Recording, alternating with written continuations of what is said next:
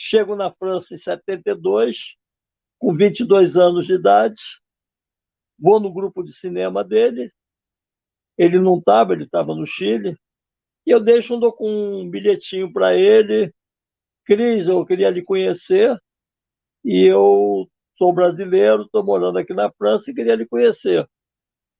Cris já era o grande Cris e eu não sabia. Eu não conhecia, eu conhecia ele mal, eu tinha visto um filme dele, O Sexta Face do Pentágono, que é maravilhoso, eu queria conhecer. E aí eu deixo um bilhete para ele, eu morava na Rue Messier-le-France, do Quartier Latin, num hotel meio espelunca, eu ficava no sexto andar, era o quarto mais barato, que ele meio que era quarto de empregada, transformado em quarto de morador. Um dia a arrumadeira do hotel bate na minha porta, não tinha telefone no quarto, ela diz: seu Silvio, tem alguém no telefone para o senhor. Eu desço os andares todos, vou até o primeiro andar, onde era a secretaria do hotel, eu atendo o telefone e ele, alguma voz espanhola grossa, truncada, ele falava assim, com os dentes fechados, ele fala: aqui é o Cris Marquet. Pô, eu quase caí no chão. Eu falei: tudo bem e tal, queria lhe conhecer. Ele falou: então vem para cá, vem para o grupo de cinema. Eu peguei o metrô, fui, e aí ele me adotou, ele gostou muito de mim, não sei por quê, me adotou, e aí eu comecei a estagiar lá, ver filmes, fazer coisas. Isso foi em 72. Em 73 eu voltei para o Chile, eu tinha morado no Chile um ano e meio, e ele me emprestou a câmera pessoal dele para levar para o Chile. E eu filmei os últimos momentos do Chile com a câmera do Cris. Quando eu voltei do Chile, teve o golpe de Estado, a queda do Allende, aquelas mortes, aquele massacre. O Cris e um grupo de pessoas resolveu fazer um filme de homenagem ao Allende, sobre o Chile, e ele me convidou para fazer parte desse grupo. Eu era um garoto, eu tinha 23 anos ali. Eu tinha 23 anos e eu ia em reunião com grandes produtores, grandes figuras, e aí eu, Cris Marquet e Regi Debré. E aí a gente rodava. Para mim foi um luxo. E aí eu entrei nesse grupo, fui trabalhar no filme com ele, e aí veio o principal. O filme foi montado num estúdio chamado Auditel, ficava no 12 Avenida de Médio, em Montparnasse. Você entrava no estúdio, tinha um corredor, tinha uma área interna, e no meio da área interna, no lado direito, tinha uma sala de cinema. Nessa sala de montagem estava Jean-Luc Godard, montando o número 2. Aí você entrava no corredor, entrava na sede da Auditel, ao lado das mesas, das máquinas de transcrever fita de magnético liso para perfurado, estava Marguerite Urras montando o India Song. Aí eu subia um lance de escadas, estava do lado esquerdo Joris Ivers montando a série de filmes dele sobre a China. Do lado direito, nós, trabalhando com o Cris Marquês, montando a espiral. E no último andar, não menos importante por ser o último andar, Orson Welles montando Verdades e Mentiras. O Cris era tão bom fotógrafo, editor, quanto escrever textos também. Então ele vai usar isso tudo. Ele é meio que um cineasta solitário, ele adora fazer de tudo um pouco. O Cris usa alguns subterfúgios, às vezes. Quando enchiam o saco dele e ele queria botar a narração, por exemplo, mas não queria assumir a narração com a voz, ou ele mesmo narrava, porque o filme ficava quase que inteligível, porque a maneira dele falar era muito difícil, né? Ele falava com os dentes trancados, uma boca assim, a gente não entendia mal. Uma vez eu estava conversando com ele, com um amigo dele, no grupo de cinema, e aí ele falou: as pessoas reclamam, dizem que quando eu falo não me entendem, quando eu escrevo não me entendem. Aí o amigo dele falou: quando você escreve, a gente entende. Mas ele narrava, E quando ele não queria narrar, ou ele usava a voz de amigos dele, colocava. Eu aprendi, por exemplo, a trabalhar com mais de um narrador com ele. Ele dividia a narração entre vários atores e várias pessoas dialogavam entre elas. E aí você entende, fica mais fácil, fica menos monocorde, né? Então ele usava vários narradores. Ou num filme dele que é um clássico aqui passa no Brasil, que é o Sansoleil, ele faz cartas para uma amiga. Então a amiga fica lendo cartas dele. E aí você entende que é o pensamento dele transmitido por cartas. Então você sabe que o texto é dele. Ele gostava muito de brincar com a linguagem. Ele E outra coisa curiosa nele são os créditos, porque metade daqueles personagens dos créditos não existem. É ele mesmo. Então, ele fazia trilha sonora também, escrevia o texto, fazia computação gráfica. E aí, para não encherem muito o saco dele, ele era um viajante solitário, ele inventava nomes. Então, se você vê, por exemplo, os créditos do Sansoleil, metade daquelas pessoas ali não existem. São ele mesmo. E eu tenho um amigo que uma vez colecionou os nomes que o Cris usou, ele chegou a 20 e tantos. Ele fazia muito trabalho para os amigos também e não assinava. Então ele escrevia, corrigia.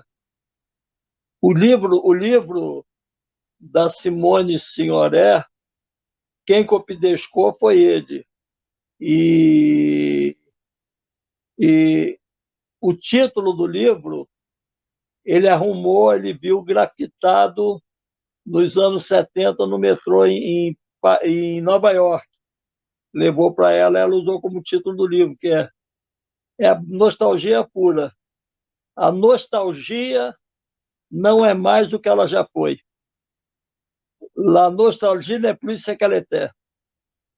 É a nostalgia da nostalgia. E ela usa como crédito, foi ele que deu, e ele que edita o livro. Teve um cara na França também que foi acusado de assaltar uma farmácia e matar duas senhoras, duas farmacêuticas. E ele tinha sido emblemático em 68, ele tinha pertencido àquele movimento 68, ele era muito respeitado, depois ele era muito radical, se mandou, veio para a América Latina, fez guerrilha na Venezuela e tal, e aí ele voltou para a França, voltou para uma certa marginalidade, e ele foi acusado de matar essas senhoras, e todo o preconceito contra ele, ele foi condenado à prisão perpétua. E aí os amigos dele de 68 se rebelaram e ele falou, olha, eu cometi realmente crimes, mas esse não fui eu. Se tivesse sido eu assumiria. E aí, na defesa dele, ele escreveu um livro que, na verdade, quem copidescou o livro inteiramente foi o Cris. Ele fez o livro em defesa própria e o livro teve muita repercussão na França. O tribunal reformou a sentença, ele foi condenado a menos anos e acabou saindo da cadeia. Então, E aí ele diz, olha, não fui eu que cometi o crime, mas eu sei quem foi e eu não vou caguetar. E aí assassinaram ele para ele não entregar. Então, o Cris fez esse livro também. Ele fazia muito texto. Tem um filme, Kashima Paradise, da Avenida Duarte, sobre o aeroporto do Japão, que hoje existe lá, e na época, nos anos 70, tinha uma luta para impedir a construção do aeroporto, que o texto é do Cris. O Valparaíso, do Jorge Ivens, o texto é do Cris. O Cris fazia muito texto para filmes dos amigos e raramente assinava, ele dava de presente. Tudo isso aos 23 anos, então foi um banho de cinema foi um presente que eu ganhei, que o Cris me deu, e essa amizade durou a vida inteira. Ele também não era uma pessoa de temperamento fácil, ele não era carinhoso, ele era muito afetivo, mas não era carinhoso. Então ele era meio duro. Um dia, por exemplo, eu estava na ilha de edição montando, lá na viola, ele bateu na minha porta, eu era casado com uma pessoa super tímida, e ele entrou na sala, sentou na sala e ficou assistindo, é, ouvindo música. Ele era essa figura invasiva, assim, e também, de repente, sumia da tua vida e tal. E ao longo da vida eu fui falando, falei várias vezes com ele, e uma vez eu quis comprar uma câmera de filmar, já na época da Mini DV, e eu perguntei, Cris, com que câmera eu compro? E as pessoas usavam câmeras de US$ 50.000, não sei o que lá. Ele me recomendou uma que valia mil, custava US$ 1.000, não era nem Canon, não era nada dessas Brastemp, era uma câmera bem mais simples, e Panasonic. Ele me recomendou uma Panasonic, que foi a câmera com a qual eu filmei o Milton Santos. E eu aprendi com o Cris Marquer a sempre trabalhar com equipamento mais fácil. A primeira vez que eu vi uma câmera de vídeo foi em 72. Ninguém usava câmera de vídeo. Depois o Cris fez filme em Super 8 como linguagem. Ele tem um filme chamado A Embaixada, que ele faz em Super 8, usando a linguagem do Super 8. Então, ele faz vídeo já em 72, 73 ele faz A Embaixada, 73, 74, e depois ele é o primeiro a fazer mini DV e transcrever mini DV para cinema. Foi ele que me deu a dica também de como fazer isso barato. Isso na época era caríssimo, só fazia nos Estados Unidos, os caras te chantageavam, ficavam com negativo, uma coisa louca. E o Cris conhecia um cara que tinha uma tecnologia lá na França barata que ele fazia. Então eu aprendi, e foi assim que eu tive coragem de fazer o Glauber. Aprendi com o Cris a fazer isso.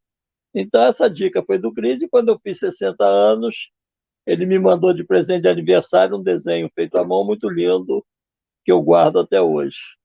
Então, essa tecnologia, essa luta pelo barateamento e pela simplificação da tecnologia, depois me é teorizada pelo Milton Santos.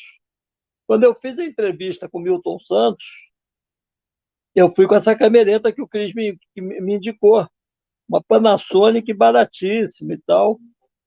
E o velho Milton falava coisas maravilhosas e tal, e eu fui ficando apavorado, aquele gigante na minha frente, falando coisas geniais, eu com aquele equipamentozinho. E aí eu falei, mas professor, para quem o senhor está falando tudo isso? Quem é que vai lhe ouvir? Quem que vai lhe mostrar? Ele apontou para mim, para minha câmera, e falou, você. E me deu uma lição definitiva. Com pequenos objetos também se fazem grandes coisas. E foi ele, o geógrafo, que me ensinou que com aquele equipamento eu podia fazer um filme. Foi ele que me alertou que a arte nova que estava surgindo, que o novo ia surgir da periferia. E hoje eu estava, só para concluir, conversando com um amigo meu sobre cinema, e aí eu me lembrei de uma frase do Cris, que ele usa num filme chamado Nível 5, que ele filma em Okinawa, e ele filma, de repente,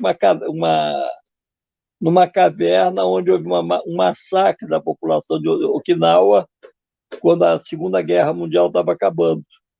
Ele usa uma frase ali que eu nunca mais esqueci, que é a grande aula de cinema para mim. Não haverão filmes de guerra enquanto não houver o cheiro no cinema. E ali, com essa frase, ele explica tudo que você está vendo naquela caverna. Você não consegue imaginar a violência da guerra se você não sentir o cheiro da guerra. Aprendi isso com ele, e aí eu me lembrei hoje.